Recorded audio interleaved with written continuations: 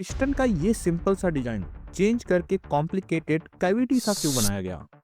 एक सेकेंड, ये change directly नहीं स्टेप बाय स्टेप हुआ। इसलिए चलिए एक एक करके समझते हैं कि कैसे किया गया ये डिजाइन में चेंज। आज आप जानेंगे कि क्यों मामूली सा दिखने वाले गड्ढे ने दुनिया की रफ्तार बदल के रख दी।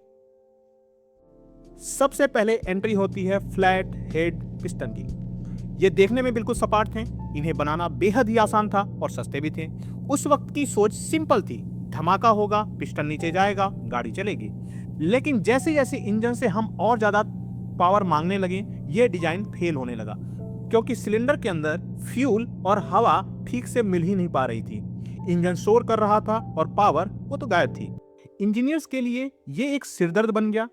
फ्लैट हेड होने की वजह से डेड जोन बन रहे थे, जहां आग पहुंच नहीं पा रही थी, ईंधन बर्बाद हो रहा था, काला धुआं बाहर निकल रहा था। तब दुनिया को समझ में आया कि पिस्टन का काम सिर्फ ऊपर नीचे नहीं होना है, बल्कि सिलेंडर के अंदर टर्बुलेंस यानी बवंडर पैदा करना भी है। यहीं से शुरू होती है पिस्टन के चेहरे को बदलने की जंग।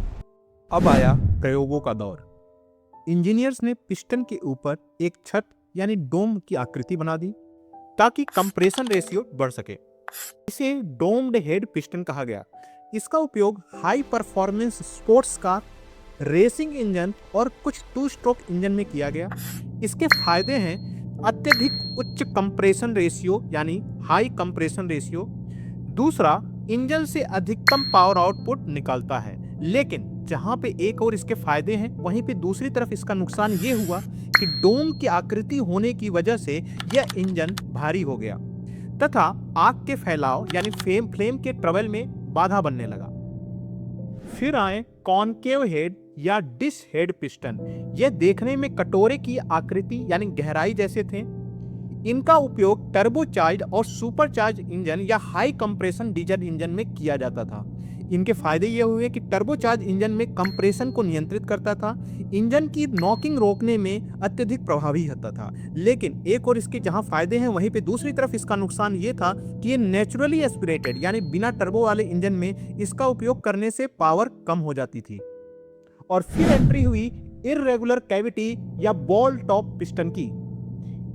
इसे देखिए, ये कोई डिफेक्ट नहीं है, इसे खास तौर पे डीजल और डायरेक्ट इंजेक्शन इंजनों के लिए बनाया गया है।